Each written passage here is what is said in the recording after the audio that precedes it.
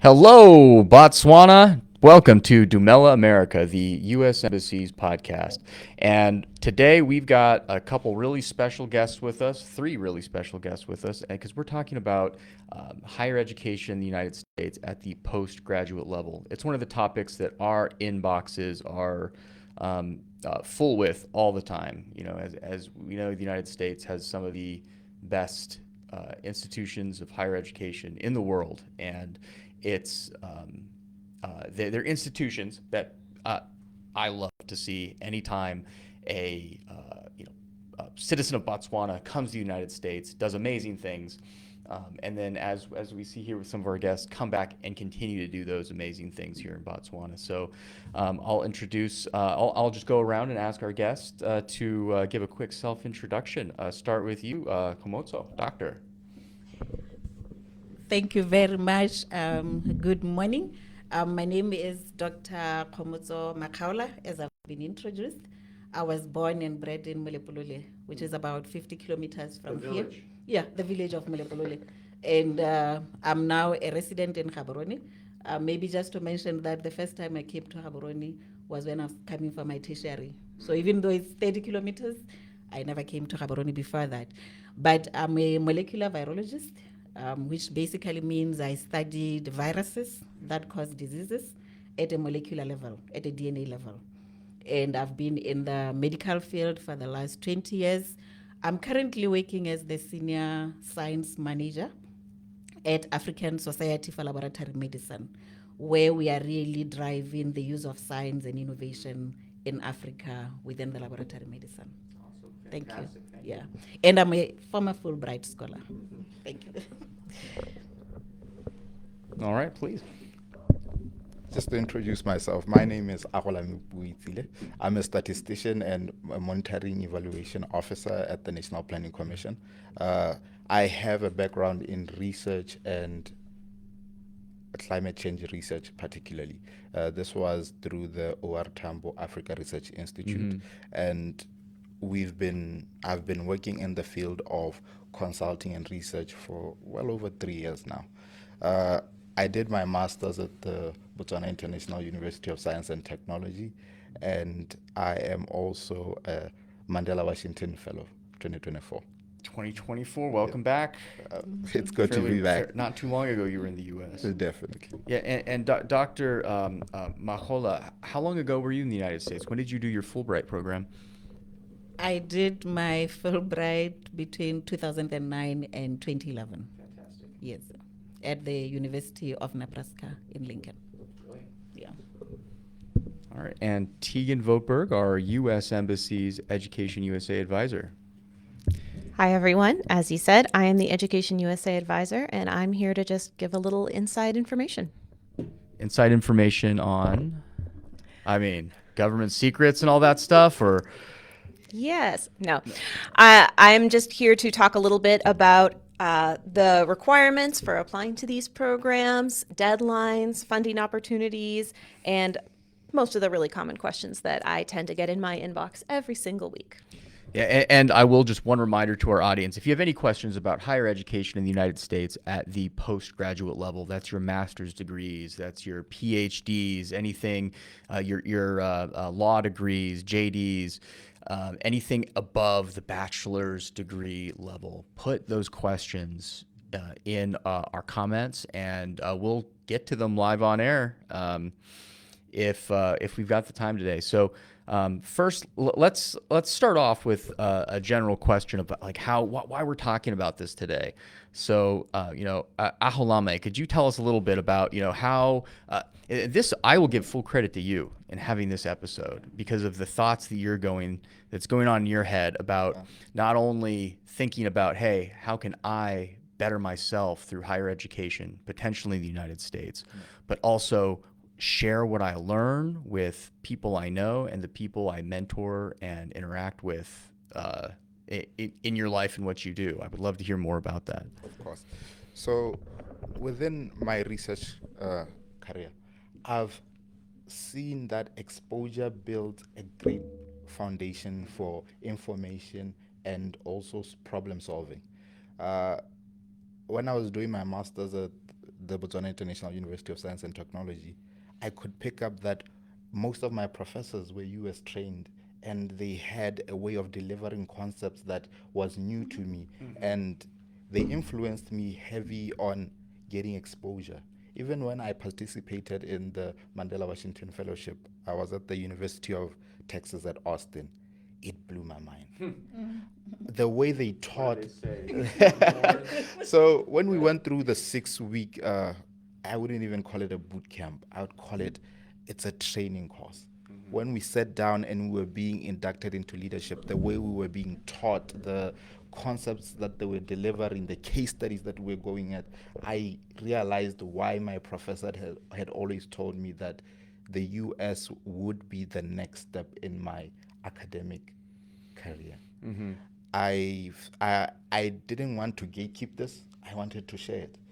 Even within the Mandela Washington Fellowship, I had always had the mandate that I want to disperse information. I do not want to have personal growth without empowering other people. This is from young ladies, young men, and the youth particularly. So I just want to pause right there real quick and interject and say that's kind of one of the many definitions of leadership. No wonder you were selected and excelled in the Mandela Washington Fellowship, which at its core is a leadership program, because leaders, good leaders, in my opinion, don't just make themselves look good or succeed individually. They make everybody in their just aura, come up with them and excel and succeed. So props, man, like majorly. So Thank you. And then, so long story short, you then said, hey, let's we did something, I think it was last year, right? Yes. And similar to this, but a more kind of limited audience, yeah? Yes. And now we're doing it to anybody who wants to listen in, right? No Exactly. invite needed. All gates open. Brilliant, Yes. brilliant. And all right, man, thank you. And so for Dr. Mahola, I would love to hear from you a little bit about, your journey. So we have here from, Aholame, hey, here's what I'm interested in doing. And then I would love to hear one person's success story, your success story, of how you did exactly what he is looking into doing. I would love to hear your path. Okay, thank you very much. I think my story was really inspired by, I've mentioned I grew up in Molepolole. I was raised by my mom, my single mom. I lost my dad when I was still very young. So one thing she told me was, if you have education, nobody will ever take it from you. It will take you places. And like I've mentioned, I did my first degree in the US. It was just a passion. I've grown up. I wanted to go out and see the world, to fly in an aeroplane. And the choice of a career, it was... How did you get there to that first degree? Yes, I was sponsored by the government of Botswana. But the way I selected my career was just like, you look at your marks and you say, this is the course that I qualify for. And you go and do that course. But when I got there, I received a lot of mentorship. I realized in Botswana, traditionally, it's like when you go to college, you are now a grown-up person. Your parents don't go with you. They don't help you select courses. I mean, that's the truth. And you get there, everybody, their parents are coming in cars, offloading them, having meetings with the school, really finding, is this the right course for my child? But then I realized a lot of our young people, we don't have that in Botswana. I've had young people come in and say, this is what I have, what do you think I can do? And I've realized when Wabile called and asked me if I could do this, I was like, yes, I can actually reach more people. So I did my first degree. One of the things was, like I've really talked about, the community, the parents being involved in their parents' education at tertiary, not at primary. Because for us, we feel like if you are at tertiary, you are a grown-up. And do you think some of that might be generational with parents themselves? They go to college, they might not know that that's a thing that you do? That's probably one of the contributions. But even the professors, when you go, I mean, recently I have a child who is in college. When you go there, the professors look at you like, you are babysitting him. Why are you here? I think it comes from our culture. We were not mentored. We were not guided. So that passes on. But we have a lot of young people that have a lot of potential that can be mentored. Like I've said, I'm in science and innovation. We need young Africans, young Botswana to come up. You know, these ideas, you go onto social media, you see creativity, but how do you really mentor them to package that and make it into something that can really develop the world? So yes, I went through my first degree, and then for my master's, I was sponsored by through Fulbright, and Akholame has mentioned about exposure. Prior to that, me getting that scholarship, I was working in a laboratory in a district hospital. So there was really limited, you go to work, you are focused on working. But then I moved to the national, I was at the Botswana Harvard HIV reference lab. So you get scientists from the Harvard University, they are doing great things, research. Harvard needs no introduction, I think, right? No, Harvard, no, yeah. They come in. So I got inspired. I was like, oh, so this is what these guys can do. And then, you know, there's access to internet, to Wi-Fi, emails, things get circulated. That's how I found out about the foreign Fulbright scholar. And I applied for it. I got mentorship. You get there, everybody's like, oh, you are from Africa, you are from Botswana, you are struggling with HIV. I did virology. Virology is all about viruses. So I think having worked in the HIV environment was really what inspired me to really know what are viruses, how do they cause diseases, how can we deal with them. And that was at a time before Botswana was a gold tier, had quite rounded that corner in disease prevention. Yes, that was actually. I'm old, you know. That was 2000. So even the ARV program was just, I think it started in 2001 when I graduated, when I started. So at the district, I was part of that team that really helped train people into just how to do a simple HIV test. Then we graduated into viral load, CD4. So I became very instrumental in the fight against HIV in Botswana. So by then we were not even thinking gold. We were thinking about how do we save lives? Because you get into the hospital 4 a.m., you had patients lying down. I have a feeling that this is a whole nother topic. Yeah, for us that's to that's sit true. down and talk about. And I'll just want to frame it. It's, hey, get education. You can then enter and be one of the saviors of a generation in working on that HIV problem. That's the connection. Without you doing what you did and going through this, you wouldn't have had the skills needed to tackle this generational problem, right? No, I wouldn't. So one column education. Yeah. So that's a win. I think we can leave it there, folks.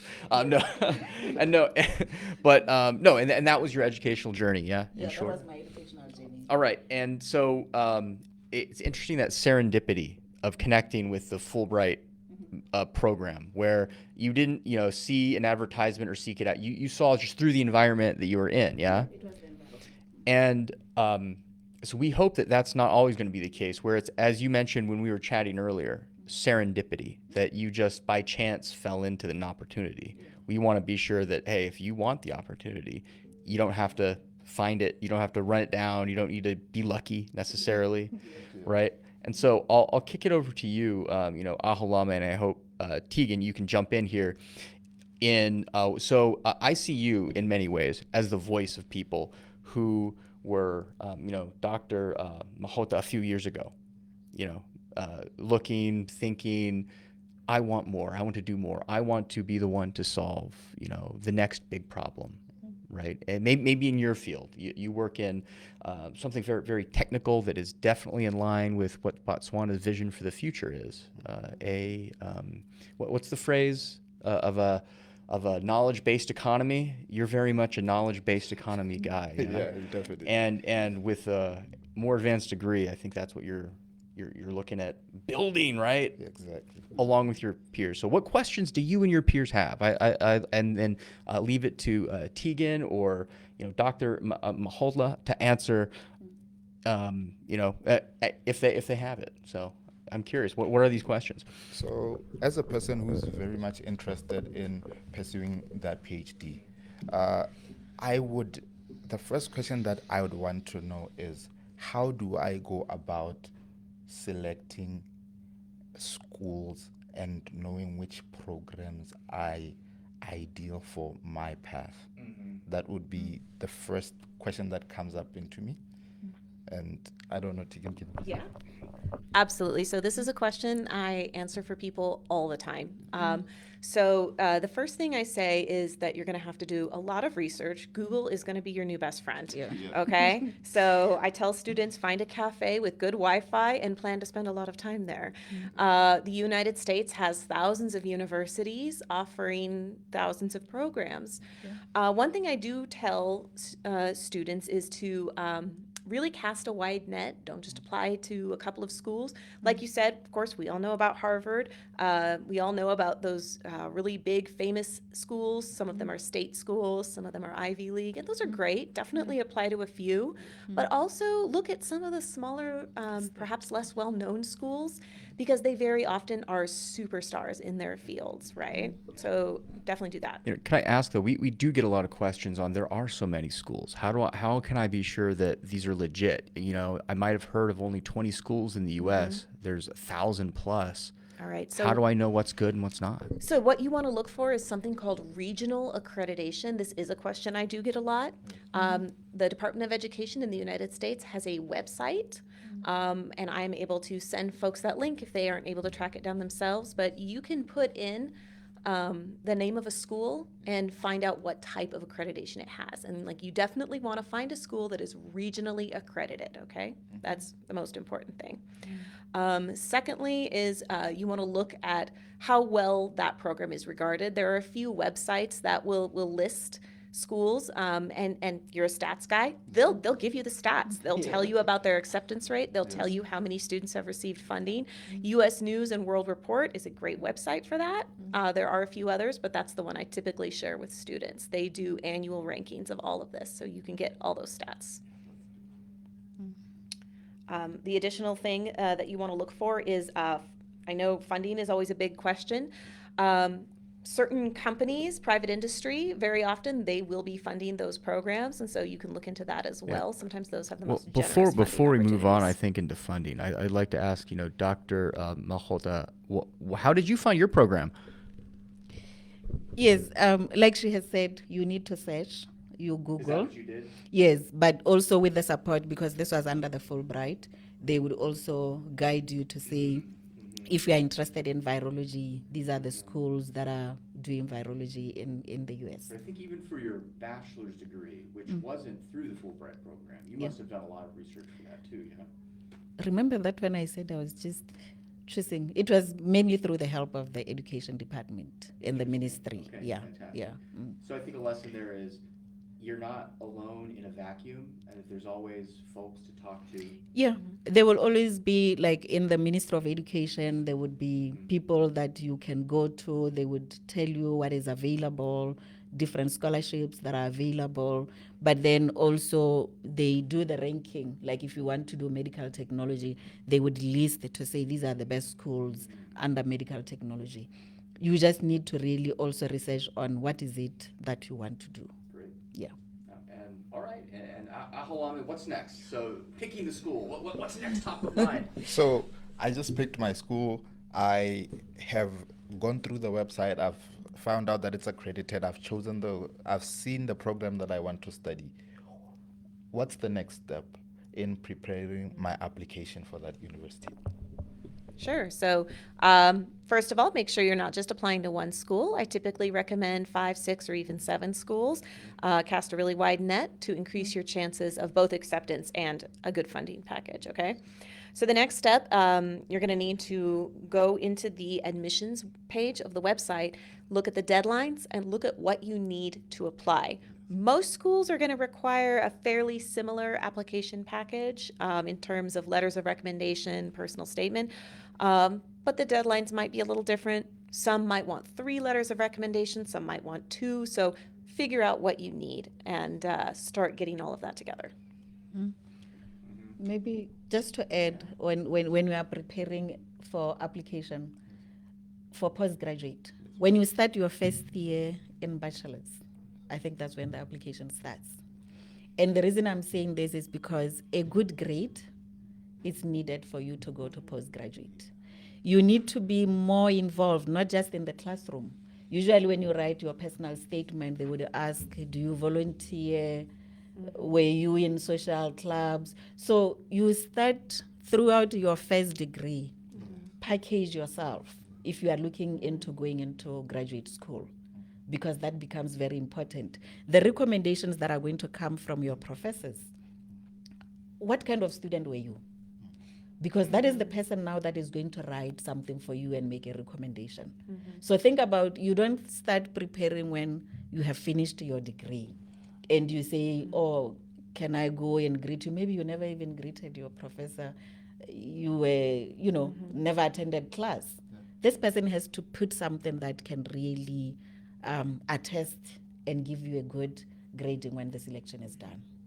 Yeah, I wanted to. And add that. I want to add to what you just said. Your network is going to be really important. Many of the universities here, the professors here, have connections with American schools. That's very true. Right? They are alumni of American schools, like you said. UB, Bust, many universities here have partnerships with American universities. Networking is really, really important. And so having a name that the admissions committee recognizes on one of your recommendation letters is going to be really, really helpful for you. So definitely tap into that network. Ask your professors what they recommend for you. Yeah. All right. And anything else that's a burning question Of on? course.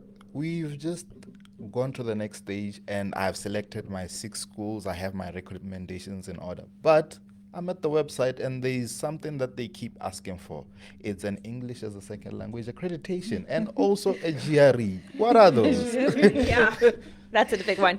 So the GRE, the Graduate Record Examination, is a standardized test that is typically required by schools in the United States for any graduate program. It's just to prove that you have the academic skills needed to be successful in that program. That said, many schools will grant you a waiver for that test if you have very strong undergraduate grades, for example. Some of them will do that. So that's the GRE. You can take it here in Botswana. And then the TOEFL, the test of English as a foreign language, that one is a bit sticky for a lot of students here because they're like, what? I speak English. Why do I have to do this? So yes, a lot of schools do recognize if you come from an English-speaking country, you've studied in English throughout secondary and tertiary school, you can request a TOEFL waiver. Now, not all schools are going to grant that, but you can ask, doesn't hurt, right? But it is typically required for international students, again, to prove that you can function in English at the academic level required to be successful. Okay. So, just to add on to that, when you are requesting for a waiver of the TOEFL, does a letter from the university certifying that you actually went your program was officiated in English a requirement for achieving that waiver?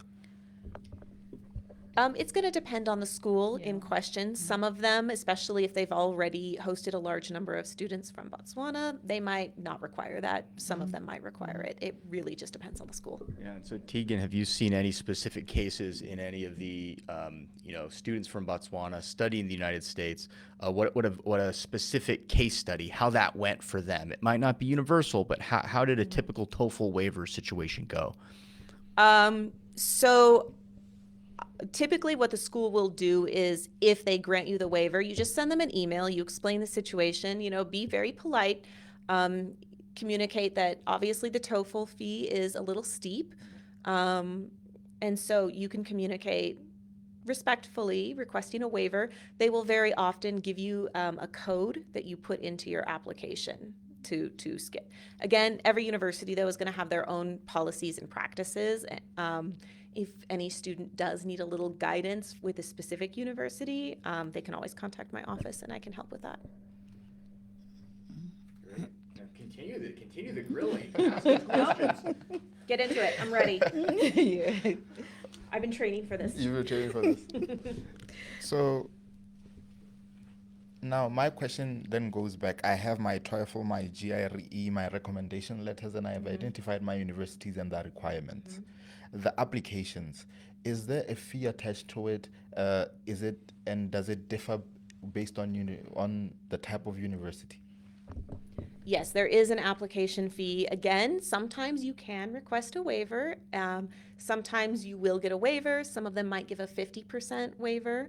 It can absolutely happen. It doesn't hurt to ask, right? The worst they can say is no, and then you have to pay the fee. There is typically an application fee. In addition to all of the requirements that you mentioned, you'll typically need to do a personal statement. I want to touch on two things here. Number one, don't use AI for your personal statement. Just don't do it. They can tell. We can always tell. Okay, so don't use AI. If you are concerned about maybe typos or something like that, have a classmate or a friend or someone help you with proofreading, okay? Secondly, I want to draw attention to what the good doctor was doing a couple minutes ago. She was telling a great story about the work that she's done, and she was humble and modest, but she was very clear about the story she was telling about her life and her academic record. In your personal statement, you need to tell a good story. Remember, this admissions committee is getting thousands of applicants. Yeah. Can we pause for a second? Doctor, I would love to hear more about your personal statement and your approach to that in your college application process. That's always the most nerve-wracking part for so many people. I know. So like she said, my personal statement. You are writing.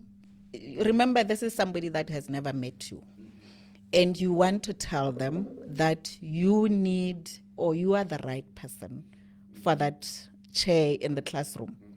So you start with your background. How did you start? What is your bigger picture, your bigger vision? That's why I said the application starts from the time you are a first year at undergrad. So you're thinking about it, you're thinking about it as you're living in a way. Yeah, as you are living, you are saying, what is the impact? Right. It's not just about I have a master's or I have a PhD. What is the value of that PhD in the community? Because education, yes, it develops you, but it should also bring some developments in the community that you are living in. So for me, it's really just to say, this is where I started, in a village. Because sometimes people would think, oh, those that have PhDs, they stayed in the cities, their parents, they were these. No, I started off in the village. And I studied hard. I committed to my education. During the spare time, this is what I did. And then when I started working, there was this problem. Botswana was faced with a big HIV, and this was my contribution. So normally, it's your true story about your impact in the world and your aspirations going forward. When you get your PhD, what is it that you are going to do with it? Right. Yeah. Whatever field that might be in. Yes. Right. And beyond that, so what's next? What's next on the minds in applying for college? I think part of it might be when you're in the United States, what's this? Am I ready? Is that part of it? Is that a question? That is a very important question, and it has been brought up. What's the first thing to expect? You've been accepted by a university and you're starting your program. Yes, I think when you get there, it's like, okay, you are from Africa. They say Africa. They sometimes not able to differentiate. There's Botswana, South Africa. So you are from Africa. What is it that you are bringing? What do you know? So when you get there, commitment to studying, but not just in the classroom.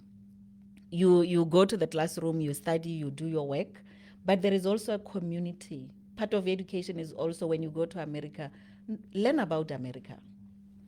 What are the beliefs of the Americans? What is the history of America? And for me, one of the things that we did actually in undergrad was, what is it called? American History 101. Everybody had to take that. So it tells you where America started, what are their values. Currently when we are talking about, the current administration is talking about making America great. If you've done that course, you know where America started. So it also, you come prepared and also being able to fit in that international space. Remember, you have the Americans, you are from Africa, you have people from Asia. So you also not only learn in the classroom, you are also learning in that community. When you are in the laboratory, when you are in the library, you learn from each other. And you need to be open, accommodative. We have different cultures. So you become stronger not only because you have memorized that formula that you were taught, but you become stronger by also networking. Right now, when I need something in China, I know there's somebody in Malaysia that I've built a good network with. Global. Yeah. You are now becoming a global citizen. That's the word they use. So you need to be flexible, accommodative, and be able also to ask for help. Yes. I do want to say also a great thing about the United States universities. They are so full of student clubs, student organizations, and so you'll have lots of opportunities to, like she said, to get out there, learn about American culture, talk to American people. Don't just stay in your dorm room and study all day. Get out there. Definitely. Yeah. So, one concern that a lot of prospective applicants have is funding. It's what money do I need to actually go through the application process? Where can I get funding if I get accepted? And this one is a two-parter to both Ms. Tegan and then Ms. Kwamut. And I'll jump in real quick because I went to graduate school not a terribly long time ago, and so my initial focus was just, hey, I want to get into the best school that I can, and I applied broadly. I got into one of the top schools in the world for what I wanted to do, international affairs, and I got the little email, hey, you're accepted, great, and then it cost how much? And then for the next 2-3 months of my life, I just focused on finding funding, and that became the focus. So that's a concern and something in the headspace of not just international students, but students, American students going to American schools. So thanks so much for bringing that up. I know it was, but I was successful in the end. That effort paid off, and I hope that we have examples of how that can play out for everybody. Yeah. Yeah. Do you want to go ahead and get started? Yes. I think you need to search. You won't just find money lying somewhere. So you also need to search. Like Tegan has mentioned, it could be from the private sector in your area. Maybe if you're in agriculture, you search along maybe private companies that are in agriculture, that are in innovation. Even sometimes in the university, they would list if maybe there's a partial scholarship. So as you are applying, also explore what is available to support you.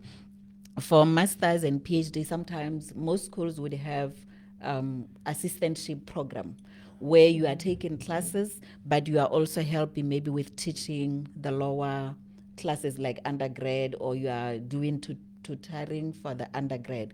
So look at the school and what it has to offer. And then also in the websites where they're talking about the different master schools, there are also websites that talk about funding, but make sure it's a legitimate website. Yeah. Yeah, so a lot of universities will have internal databases where they list funding sources. So when you apply, you are frequently automatically considered for some of that aid, definitely. You won't necessarily get a full aid package, but you very frequently will. Additionally, what you can do if you get an aid offer that is slightly less than what you had hoped for, you can contact the school and ask for an increase to your aid package. It is often granted. Not always, no guarantees, but it can definitely happen. Okay? When it comes to funding, when you're doing your initial research, check that data, check those stats. How many PhD students receive full funding, right? And what do you have to do to get that funding? Is it an assistantship? Right? Are you going to be working? Are you going to be doing research? What does that look like for you? And also, like she said, private industry scholarships are also really common in certain areas as well, depending on your field. How much do the standardized tests normally cost, looking at the GRE and the TOEFL? So the fees can change slightly from year to year. For both the GRE and TOEFL, you probably will be paying between $200 and $300. So yes, if you can get a waiver, that's obviously really, really helpful for that. And always check in with the Education USA office. So every year, The testing companies do give us a few codes to cover the cost of those tests. We don't get a lot. We usually only get a few. But if I have an extra one, I can hook you up. So this is just the stats-based questions because I like the numbers. When you're looking at funding approvals, is it easier to get funded for a master's or a PhD program? Definitely PhD. Probably, yeah, most likely PhD. I will say sometimes it depends on the specific field. There are fields where a master's is considered the terminal degree. So, yeah. I'll jump in on that. Yeah, so it's PhDs. I think universities in the United States get a lot more work out of their doctoral candidates, and they're seen, I think, a little bit differently. So master's degrees historically tend to be actually, they generate income for schools because they do provide a lot of value. If you get a law degree or certain like master's degrees, they can be very beneficial to the person who gets it. But that's not. They don't always the students there, because they are tend to be shorter. The students aren't like necessarily teaching like or doing research that's generating funding like a PhD student would. Just in my observation of the field, I do believe PhDs are more likely to get funding. And Doctor, having received a PhD, the only one in this room who has, I'm curious about your thoughts on that versus the master's students who you might have seen in your studies.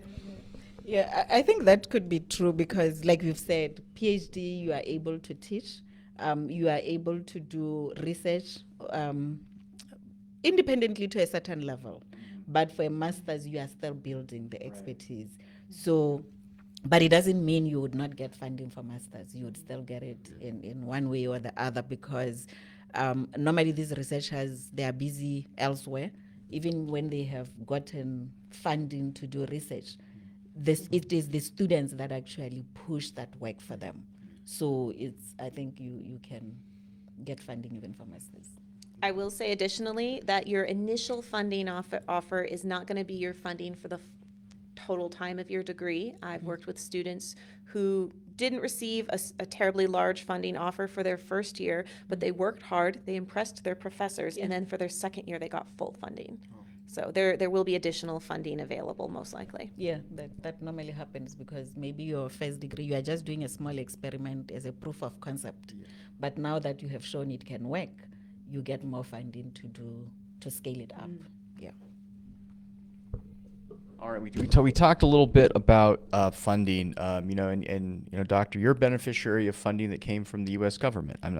We don't have infinite amounts of fellowships or scholarships, but we do offer them for individuals, as you so beautifully articulated, with a vision for what you really want to do to impact. It's a benefit to Botswana, and we as the United States, when we make these awards, are looking for just that.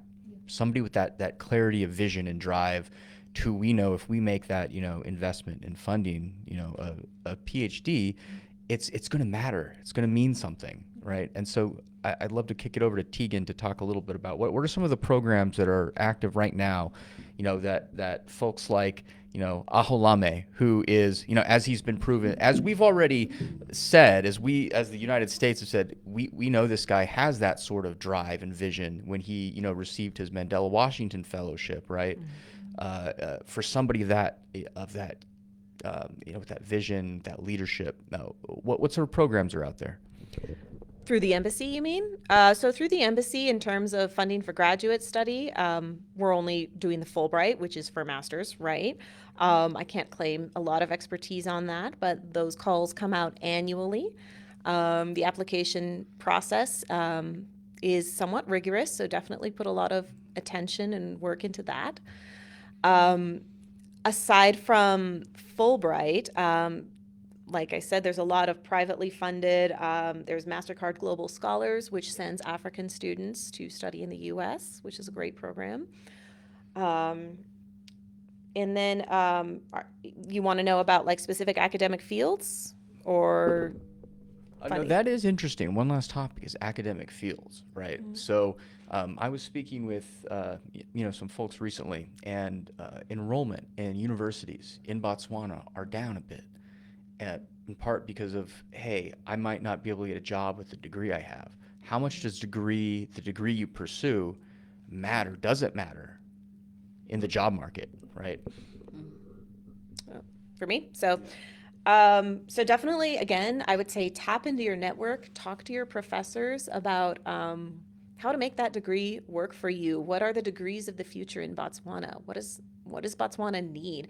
And then also think about which of those are likely to have funding opportunities for degrees in the U.S. I can tell you that agriculture is a big one, right? Engineering, of course, anything to do with aerospace, of course. The biomedical field is pretty well funded, and there's a lot of opportunities there. So there's definitely a lot out there, but again, it kind of really depends on you specifically and what your passions are. Do something you're passionate about. Don't just do something because you think you're going to make a lot of money, right? Like, you should be passionate about it, because this is going to be a long time. This is your life, right? Yeah. All right. So Aholame, any last thoughts, ideas from you as we kind of conclude? We've been speaking actually I could be talking about this all day. So within this, I want us, and I'm challenging all of us here today, to take it upon ourselves to try and get people on board. In recent debates, we don't like how people are shying away from education and people are staying away. They're looking at the monetary values of it, and I want us to get back to the Botswana that we know, whereby everybody's looking for, I want to learn, I want to understand, I want to problem solve from an academic and informed background. So those are some of my thoughts that I want us to get back on. That's what I'm actively pushing for. I have sessions that I have in BUST and also at UB where I talk to select groups of undergraduate students and try to get them. The first question they ask is, why should I do a master's? And I'm just there like, you would be a better problem solver, because that's what we all are. We are just solving particular problems, and we all just solve them in different ways.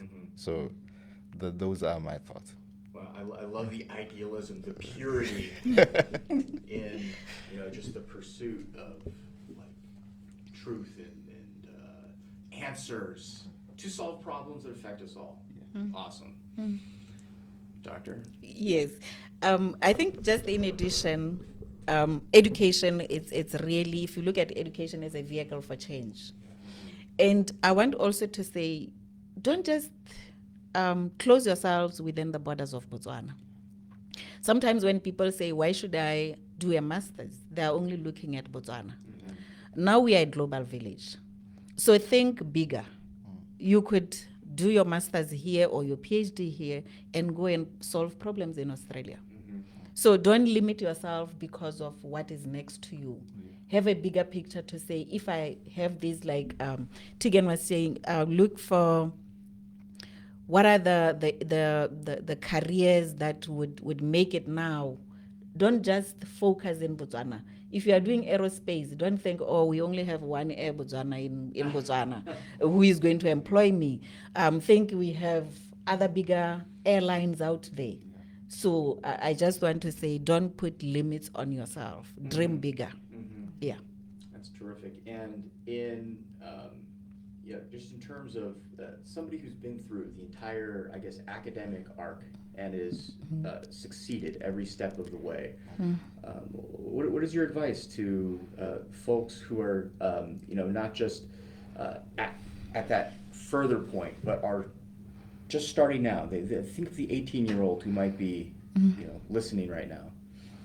What would you tell them? I would tell them that it's not easy. You need to persevere. You really need to have a determination to say, this is what I want to achieve. When I went for my master's, by then I had a family. I had to leave them, make a tough decision of leaving them here. I had to make a tough decision of going on half a salary from what I was earning. But you sit down with your family and tell them, this is the sacrifice we need to make. Because when I look 5 years ahead, things would change. Yeah. So it's not going to be easy, first of all, to get into the school. To make it through the school, you need to stay up late, and there's no teacher that is telling you, come and sit down and study. You do it on your own. So that determination, the perseverance is very important. That's real. That's true. I'm feeling every word of that. Yes. That's true. All right. Well, hey, I got to thank our guests so much. This has been a topic that I think we could talk for a couple hours about, and I would love to have a part 2 on anything, any questions we get. I checked the chat. I didn't see any from the audience, but Dr. Ahalame Tegan, thank you so much. And thank you for tuning in to this episode of Dumela America, and see you next time.